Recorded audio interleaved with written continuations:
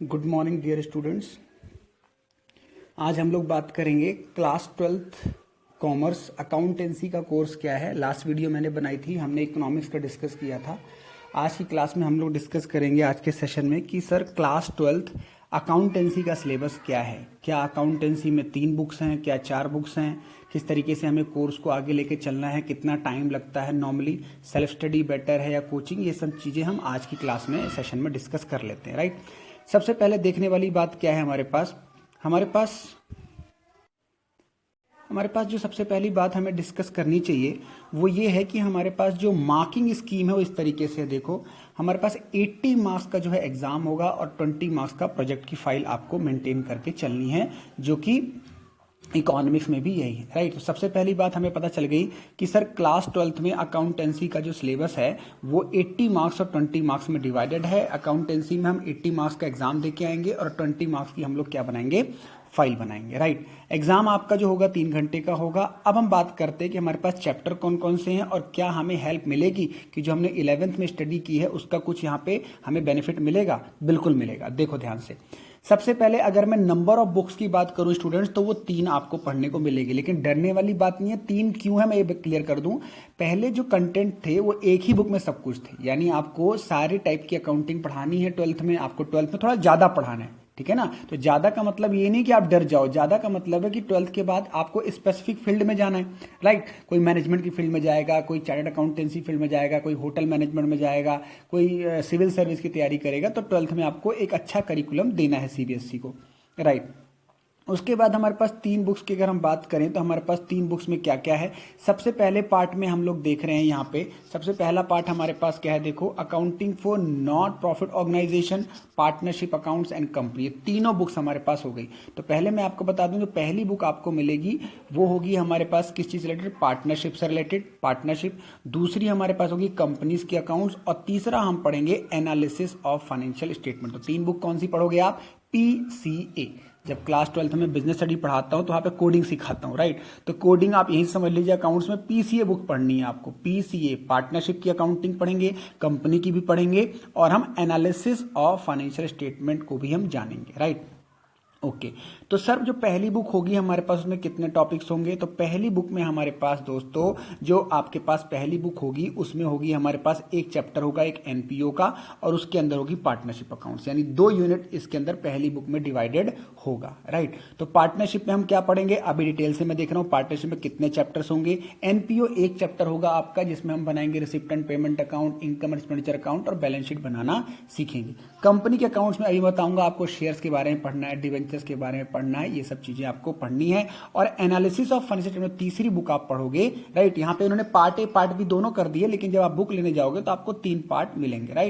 Right, तो analysis में हम क्या पढ़ेंगे, एक तो रेशो कैलकुलेशन पढ़ेंगे। राइट, रेशो कैलकुलेशन, उसके बाद कैश फ्लो स्टेटमेंट एक चैप्टर आएगा, और एक हम पढ़ेंगे बैलेंस शीट का फॉर्मेट क्या होता है कंपनीज का, और किस तरीके से हम कंपनी की कंपैरेटिव कॉमन साइज बनाते हैं। वेरी क्लियर, ये इसकी मार्क्स की वेटेज हो गई। तो मार्क्स के अभी आप मत जाओ, ठीक है, मैं इरेलीवेंट बताऊंगा आपको, तो इतना समझ लो आप। एनपीओ जो है 10 मार्क्स का है, पार्टनरशिप पूरी पार्टनरशिप 30 मार्क्स की है, पूरी कंपनी 20 मार्क्स की है। राइट, उसके बाद जो एनालिसिस ऑफ फाइनेंशियल स्टेटमेंट जो बुक है वो आपकी 20 मार्क्स की। तो इस तरीके से आपका 60 + 20 80 मार्क्स का हो जाता है। तो यहां पे कोई ऐसा चैप्टर, कोई ऐसा यूनिट नहीं है जिसको आप ये सोचो कि इसको छोड़ के काम चल जाएगा। Right, okay.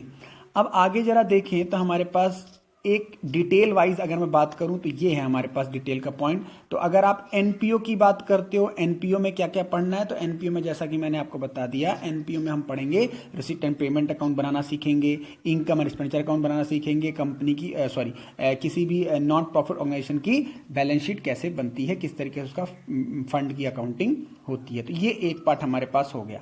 अब आते हैं जो मेन जो टाइम लेती है बुक, जिसमें मैं स्पेशली अगर मैं बोलूं तो 1 से 1.5 महीना तो ये पार्टनरशिप ही ले लेती है। उसमें क्या क्या चीजें ये देख लो आप।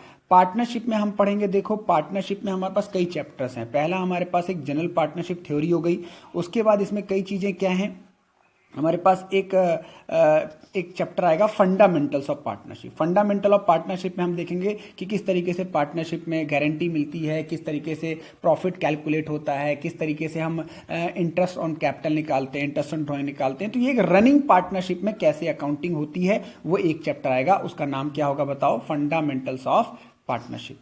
उसके बाद जो पार्टनरशिप रिकॉन्स्टिट्यूशन के नाम से चैप्टर आएंगे आपके पास, उसमें आएगा चेंज इन पीएसआर। मतलब जब पार्टनरशिप चल रही है तो कोई रेशो चेंज हो रहा है, कोई पार्टनर कह रहा है कि मैं अब ये नहीं लूंगा, मेरा हिस्सा ये करो। फिर कोई पार्टनर एडमिशन करेगा, जब मान लीजिए आप 3 पार्टनर एक को पार्टनर बनाना चाहते हैं तो उसे एडमिशन के अंदर क्या ट्रीटमेंट होता है, उसका रेशो कैसे कैलकुलेट होते हैं, गुडविल कैसे कैलकुलेट होती है, राइट। उसके बाद एक रिटायरमेंट एंड डेथ का आएगा कि जैसे कोई पार्टनर रिटायर हो रहा है, वो पार्टनरशिप फर्म को छोड़ के जा रहा है, तो उसकी अकाउंटिंग किस तरीके से होगी। उसके बाद हम आगे देखें तो लास्ट हमारे पास आता है डिसोल्यूशन का चैप्टर। डिसोल्यूशन में एक तरीके से पार्टनरशिप फर्म बंद हो जाएगी, तो बंद करने के लिए क्या प्रोसेस होता है ये हम इस चैप्टर में देखेंगे। अब यहीं पे पार्टनरशिप के अंदर ही आपको एक चैप्टर देखने को मिलेगा, उसे हम बोलते हैं कैलकुलेशन ऑफ गुडविल। तो एक अगर हम बात करें पूरी पार्टनरशिप में, जल्दी से रिकॉल कर लें तो कितनी टॉपिक हम पढ़ेंगे, चेंज इन पीएसआर पढ़ेंगे, फंडामेंटल पढ़ेंगे, एडमिशन, रिटायरमेंट, डेथ और एक गुडविल की कैलकुलेशन। तो जैसे कि मैंने बताया पार्टनरशिप की अकाउंटिंग 12th में एक टाइम टेकिंग है और इसमें टॉपिक्स भी बहुत कम एडिट डिलीट होते हैं। तो जो नॉर्मली डिलीशन होती है वो कंपनी के पार्ट में होती है, राइट। तो ये जो सेशन है, ये जो वीडियो है वो स्पेशली है 2022 स्टूडेंट्स के लिए। 2021 में कई सारे एडिशन हुए हैं लॉकडाउन की वजह से, हो सकता है सेम पैटर्न चले या कुछ और मॉडिफिकेशन हो, वो हम किसी नेक्स्ट वीडियो में डिस्कस कर लेंगे।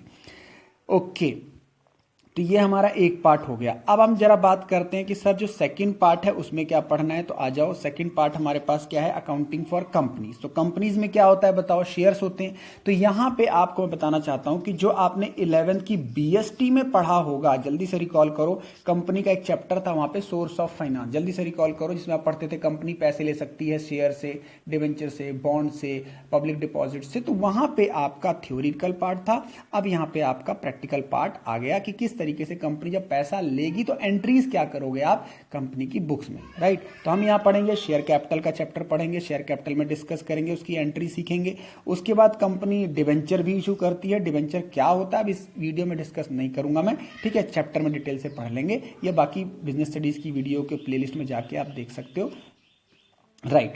उसके बाद डिवेंचर हम पढ़ेंगे, तो एक पूरा डिस्कशन शेयर का, एक पूरा डिस्कशन डिवेंचर का। अब डिवेंचर के अंदर 2 टॉपिक है हमारे पास, कौन कौन से, एक इशू ऑफ डिवेंचर का टॉपिक है और एक रिडम्पशन ऑफ डिवेंचर। यानी कंपनी जब इशू करेगी, जब पैसे लेगी तो एंट्री क्या होगी, और जब डिवेंचर को पैसे रीपे करेगी तो एंट्रीज क्या होगी। बेसिकली पूरा कंपनीज अकाउंट जर्नल एंट्री पे बेस है, किस पे, जर्नल एंट्री पे। 2 बुक्स हमने डिस्कस कर लिया, वेरी क्लियर।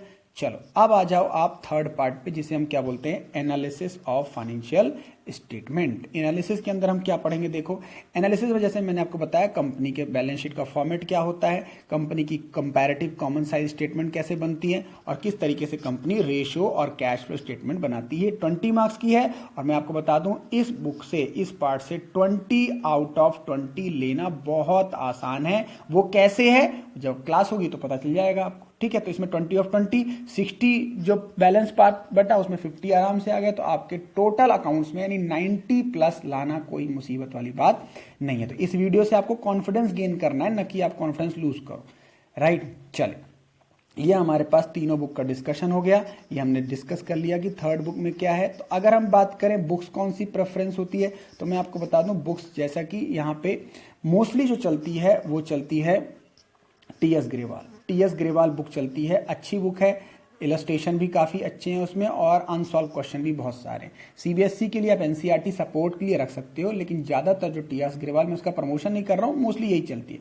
बाकी जो भी बुक आप रखेंगे, हम तो क्लास में क्वेश्चन डिस्कस करते हैं, डाउट डिस्कस करते हैं, आप कोई सा भी क्वेश्चन ले आओ, बेसिक मैं आपको बताऊंगा फंडामेंटल कैसा क्या ट्रीटमेंट है, फिर आप क्वेश्चन खुद करेंगे, एक बात। उसके बाद सेल्फ स्टडी के लिए मैं 12th में अकाउंट्स में ज्यादा प्रेफर नहीं करूंगा। मैं ये कह सकता हूं कि हाँ सेल्फ स्टडी करो, लेकिन कॉन्सेप्ट क्लियर करते चलो, राइट। कॉन्सेप्ट पूछते चले जाओ ट्यूटर से, और फिर मैक्सिमम टू मैक्सिमम क्वेश्चन करो, राइट। तो ये सारा हमारा क्लास 12th अकाउंटेंसी का डिस्कशन हो गया, राइट। हार्डली मेरे ख्याल से 8-9 मिनट में हमने सारा समझ लिया।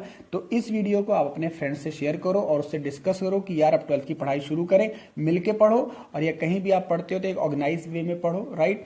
और मैक्सिमम क्वेश्चन करो, मैक्सिमम कॉन्सेप्ट क्लियर करो। ये नहीं सिर्फ क्वेश्चन ही क्वेश्चन किए जा रहे हैं, कॉन्सेप्ट आपको पता ही नहीं है। तो 12th के अकाउंट्स के पेपर में अगर आपका कॉन्सेप्ट क्लियर होगा तो आप अकाउंट्स का पेपर पूरा करके आ जाओगे। अदरवाइज क्या होगा, अगर क्वेश्चन को आपने रटा होगा तो वो आपको एग्जाम में प्रॉब्लम क्रिएट करेगा। तो अगर मैं बात करूं किस बुक पे ज्यादा ध्यान देना है, तो लास्ट में अगर मैं सम आउट करूं तो आप कंपनीज अकाउंट को थोड़ा ध्यान ज्यादा देना, क्योंकि कंसेप्चुअल बहुत ज्यादा है। पार्टनरशिप में क्या है, न्यूमेरिकल पार्ट ज्यादा है, कैलकुलेशन ज्यादा है, ठीक है। तो उसको आप एक दो कॉन्सेप्ट से समझ जाएंगे, राइट। तो कंपनीज में आप ज्यादा फोकस करो। स्कोरिंग मैंने आपको बता दिया, एनालिसिस ऑफ फाइनेंशियल स्टेटमेंट। कोई और चीजें पूछनी हो इस वीडियो के रिगार्डिंग तो पर्सनली कॉल या व्हाट्सएप कर सकते हो, या गिवन कमेंट कर सकते हो, उसमें रिप्लाई करो, राइट। चलो, thank you so much, happy learning, best wishes.